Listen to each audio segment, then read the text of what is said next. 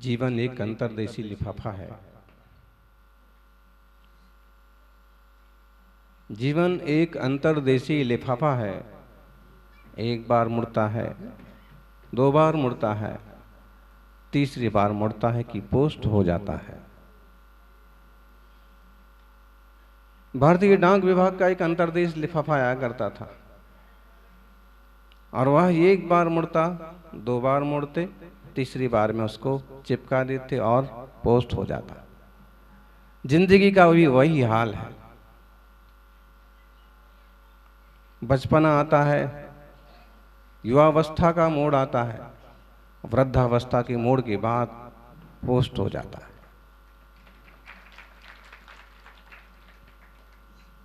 बालपने में ज्ञान न लह्यो, तरुण समय तरुणी रत रहियो, अर्ध मृतक सम बूढ़ा पनो, कैसे रूप लखे आप। बालकों को ज्ञान नहीं होता है, वे हित अहित अच्छी तरह से नहीं समझते। युवावस्था में कमाने धमाने में और पत्नी के झंझट में, औरतों के जंजाल में यह इंसान फंस जाता है। बुढ़ापे का सब हाल जानते हैं।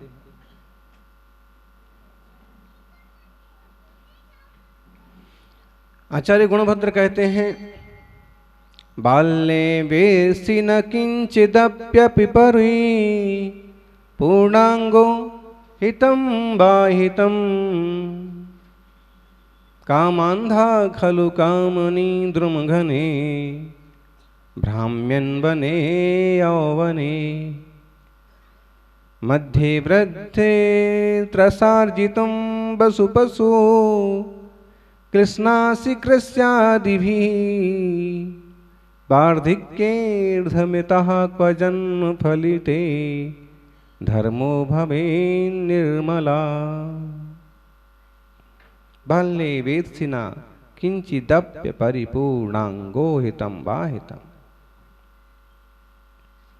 बाल्यावस्था में यह इंसान, यह जीव हित किस में है अहित किस में है, इसका क्या निर्णय कर पाते हैं बताइए। छोटे बच्चे कभी कभी अपने मल के साथ खेलने लगे, विष्ठा के साथ खेलने लगते हैं, आग में हाथ डालने लगते हैं, दीपक पकड़ने लगते हैं, सांप के साथ खेलने लगते हैं, उन्हें पता नहीं है। और आज के हिसाब से देखो तो ऐसी भयंकर घटनाएं घटती हैं कि खिलौने से, मोबाइल से खेलते खेलते वो मरने को भी तैयार हो जाते हैं।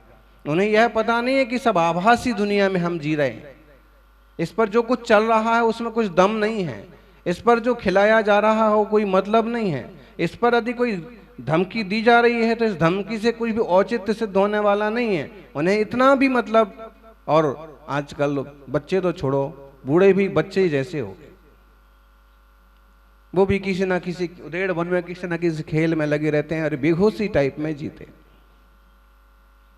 बाल्ये वेश्यिना, बालकपन में नहीं जानता है, किंचित अपि, थोड़ा भी नहीं जानता है, अपि पूर्णांगो, क्यों नहीं जानता है, परिपूर्ण अंग नहीं है। उसके आंख कान नाक मुंह हाथ सब बराबर दिख रहा है, माइंड भी है, लेकिन परिपूर्ण नहीं हुआ है, परिपक्व नहीं है। कभी कभी आप अपने बच्चे को कहते हैं बेटे पहले परिपक्व हो जाओ फिर हम गाड़ी दिला देंगे, पहले परिपक्व हो जाओ फिर हम लाड़ी दिला देंगे, अभी क्यों इधर जिस चाय के पीछे दौड़ पड़ते हो।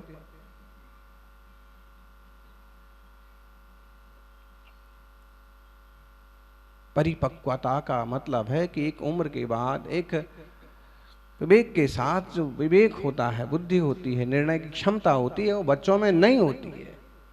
इसलिए बालकों को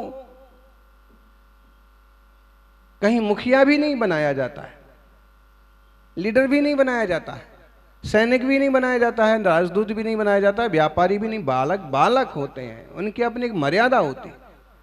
अगर वह एक छोटा बच्चा 7 साल का बच्चा और आपको 10 देश की 10 भाषाओं के कुछ शब्द बोल के बता रहा है तो ये उसकी तोता रटंत है, रट रखे हैं उसने। अगर वो बता रहा है 10,000 शब्द बता रहा है तो उसने कहीं ना कहीं याद कर रखे हैं, रट्टा मार लिया है। लेकिन ये इतना तो है उसकी कि मेमोरी पावरफुल है। लेकिन निर्णय क्षमता भी पावरफुल हो कोई जरूरी नहीं है। इसलिए बालकपन की ये दशा है। फिर कामंदा खलु कामनी द्रुमघने भ्राम्यन बने यौवने। यौवन में स्त्रियों रूपी वनों में काम से अंधा होकर के घूमता है। देखिए, जो विकारी भावों से परिपूर्ण लोग हैं, जो भरे हुए हैं वासनाओं से, वो कहीं भी खड़े होंगे, कहीं भी देख रहे होंगे, खोज उनकी क्या होगी? किसी महिला को खोज रहे होंगे, किसी स्त्री को खोज रहे होंगे, किसी छोकरी को देख रहे होंगे, किसी विषय वासना की वस्तु पर उनका चित्त केंद्रित होगा। न दिख रहा होगा तो कोई दिखे, इस तरह से विचार रहे होंगे। यौवनावस्था का पड़ाव, प्रथम पड़ाव ऐसा ही होता है। लगता पागलपन, अपने ज्ञानोपयोग की बर्बादी। प्रभु महावीर ने उस युवावस्था को पाकर के तत्व चिंतन की तरफ मोड़ा और सर्वसंग त्याग करके वो महामुनि बने, तीर्थंकर बने। और उसी वय वाले लोग क्या कर्म करते हैं वो देख लीजिए दुनिया में। कामंदा खलु कामिनी द्रुम घने, कामनियों रूपी वृक्षों के वन में यह काम से अंधा होता हुआ भ्राम्यन, हम पशुओं की तरह घूमता है यौवनावस्था में, बिल्कुल जानवरों की तरह इधर से उधर, उधर से उधर, उधर से उधर दौड़ेगा, भागेगा, ये करेगा, वो करेगा, तरह तरह की प्रवृत्तियां दिखाएगा, कला दिखाएगा, सिखी बघारेगा।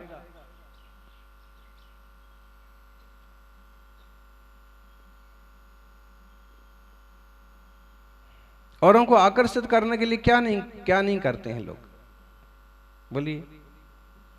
यानी तुम्हारे इन खट कर्मों से कोई और आकर्षित हो ना हो, लेकिन तुम्हारा तो नुकसान होता है परिणामों का। और यही पुरुषार्थ अगर तुमने आत्मदृष्टि की ओर लगा दिया,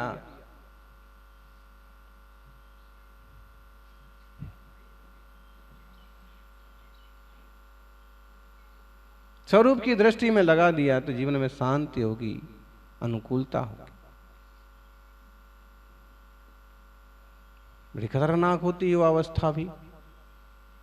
उस पर भी धन पैसा हो, उसका ऊपर पद प्रतिष्ठा और हो, और फिर कोई इंसान की तरह जिए, तो समझो कि इंसान सच्चा इंसान, वरना भटकने के लाख चांस रहते।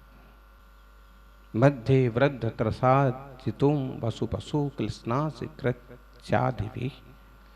मध्य की अवस्था में, मध्य की अवस्था मान लो कि युवावस्था से थोड़ी आगे की अवस्था, जिसे अपन प्रौढ़ कहते हैं। 45-50 के लोग। प्रौढ़ावस्था में क्या होता है? अभी तक तो माँ बाप थे, रुपया पैसा मिल जाता था, काम चल जाता था, लेकिन फिर धीरे धीरे खुद के बच्चे बड़े होने लगते हैं, फिर उनकी पढ़ाई, उनके भविष्य की चिंता, फिर वह तृषा वर्जित होने से, तृष्णा बढ़ जाने से पशु के समान क्लेशित होता हुआ भी कृषि आदि धंधे पानी में जबरदस्त जुटता है। ना दिन देखता है, ना रात देखता है, सुबह से शाम तक, शाम से सुबह तक, जब मिलता है अवसर। कई लोग ऐसे हैं कि डबल जॉब करते हैं, 2 शिफ्ट में काम करते हैं। क्या करेंगे? आप कहोगे परिस्थिति ऐसी है, करना पड़ता है, हम भी कमाते हैं, पत्नी भी कमाती है, सब कमाते हैं, फिर भी पूरा नहीं पड़ता। पूरा तो पड़ जाए, सिर्फ आजीविका की फिक्र हो तो, लेकिन उनके साथ साथ ढेरों आकांक्षाएं जो लग गई हैं, सामाजिक फिक्र जो लग गई है, उसके लिए सब कुछ करना पड़ता है, भागा भाग। या तो किसी के अपने व्यसन है, या तो किसी के अपने फैशन है, या तो किसी की अपनी कसाय है, और नहीं तो वो ये भी संभव है कि उनकी आजीविका का सिस्टम ऐसा हो कि बड़ी मुश्किल का पोषण हो पा रहा है, पूजा करने कैसे जाएं और किधर कैसे करें, खूब मन होता है, फिर भी बोलिए। तो दुनिया में हैं ऐसे ढेरों लोग। इसलिए आचार्य श्री प्रश्न करते हैं कि बालकपन में कुछ पता नहीं पड़ रहा है, युवावस्था में और वासनाओं के झंझट में, यूं कह दिया पुरुषों की दृष्टि से कि महिलाओं के चक्कर में, स्त्रियों को झांकने में, इसी में समय जा रहा। लेकिन अगर महिलाओं की तरफ से कहें तो कई सारी महिलाएं भी ऐसी होती हैं कि उनके मन में भी ऐसे ही चलता रहता है उटपटांग विचार विकार। अच्छा, महिलाओं को छोड़ो, जानवरों को देख लो, पशु पंछियों को देख लो, यहां तक कि पेड़ पौधों को भी देख लो, उनके अंदर भी विकार तो हैं ही। तो युवावस्था में विकारों से, प्रौढ़ावस्था, युवावस्था में तो ठीक मौज मस्ती में ठीक है, निकल गए 5-7 साल 10 साल, फिर बच्चों का जन्म हुआ, बच्चे बड़े हुए, अब सारा मैनेजमेंट करो, अब सारी व्यवस्थाएं देखो, आगे इनका भविष्य देखो।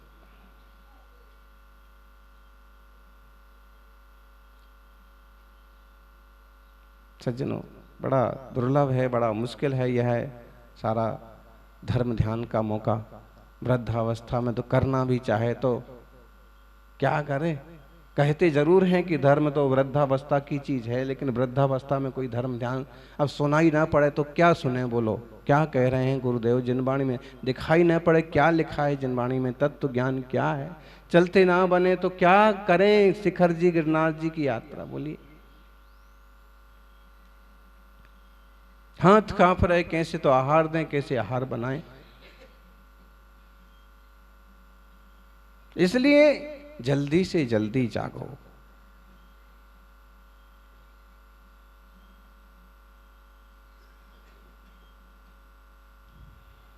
धर्म करो मस्त जवानी में, बुढ़ापा किसने देखा, इसे गाते हैं।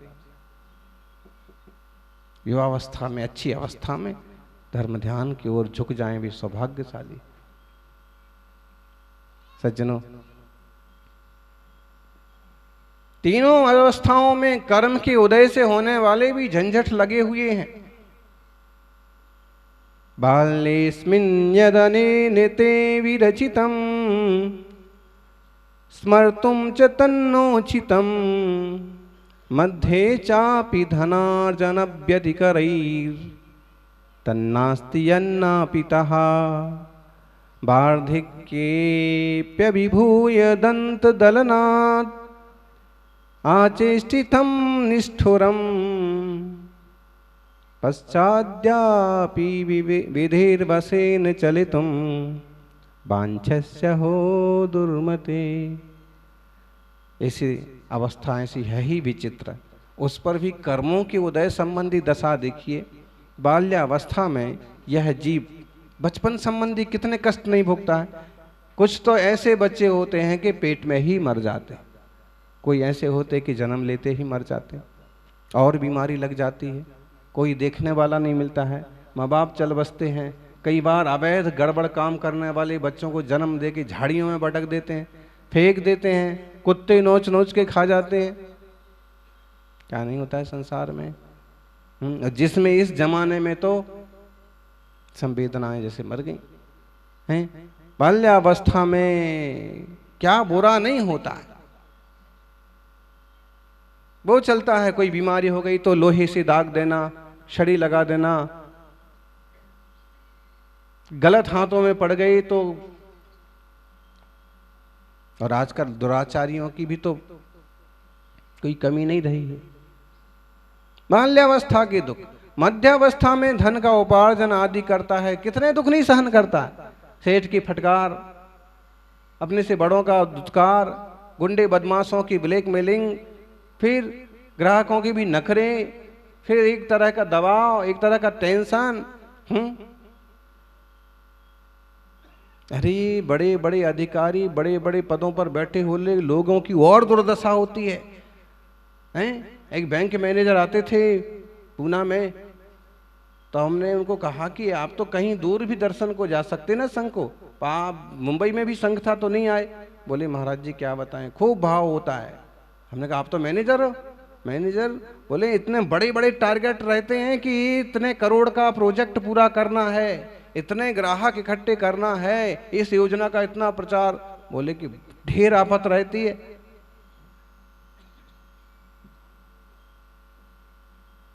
पुलिस में भी लग रहा है एसपी और कमिश्नर और फलकनक ढिमकनक, उनकी आफत। मुख्यमंत्री कह रहा है कि अब रीट की परीक्षाएं तो घोषित कर दी, अब कहीं भी गड़बड़ हुई तो एसपी कलेक्टर की खैर नहीं। अब बेचारे, आपको लग रहा है एसपी साहब आए हैं और एसपी को लग रहा है कि कहीं मुख्यमंत्री तक कोई शिकायत पहुंच गई तो सब जगह कहीं भी। सज्जनों, पर ये अवस्था में भी ये सारी झंझट ही है, तरह तरह के दुखी। वृद्धावस्था में देखो, फिर तो वहां तो है ही है परेशानियां परेशानी। फिर कहने भी लगते ना, भाई ऐसे कर्म का उदय है कि हमेशा सिर दर्द रहता है, ऐसे कर्म का उदय है कि सर्दी खांसी, ऐसे कर्म का उदय है कि बहरे हो गए, अंधे हो गए। हम क्या करें, हमारे तो कर्म के उदय से ही संतान खोटी मिली। बोलने भी तो लगते हैं ना, कर्म का उदय तो शुरू से है, लेकिन देह आदि कमजोर होने से ज्यादा स्पष्ट मालूम पड़ने लगता है, दिखने लगता है। फिर दांत दुखते हैं तो दांत तोड़ो, कान दुखते हैं तो मशीन लगाओ, सुनाई नहीं दे रहा, मशीन लगाओ।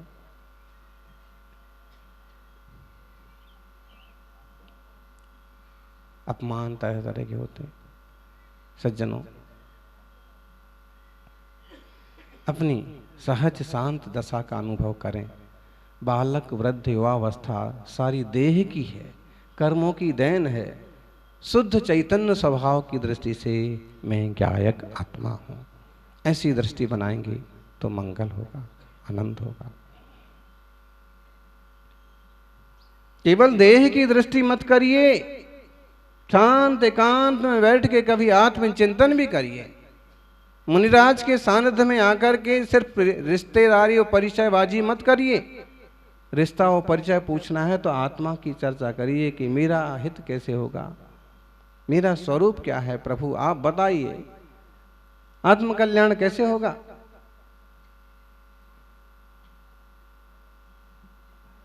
आत्म साधने का पुरुषार्थ करेंगे, जीवन में आनंद होगा। आप कह रहे होंगे, सोच रहे होंगे, आनंद होगा कहां से? ये सारी जो बातें कही हैं जीवन में हर पल तो घट रही हैं। भाई लोगों को लग रहा होगा कि हमारी ही चर्चा है, महिलाओं की चर्चा नहीं है क्या? युवावस्था में क्या, बचपना में क्या, जितने पुरुषों के दुख होते हैं उससे ज्यादा महिलाओं के दुख होते हैं। आप कहोगे उनको क्या करना है, घर में रहना है, खाना पकाना है। ढेर तरह के रहते हैं, और खासकर आपस के। अगर सास बहू बहन बेटी और ननद वगैरह ठीक ठाक ना मिली ना, तो ढेर संकलेश रोज रोज के।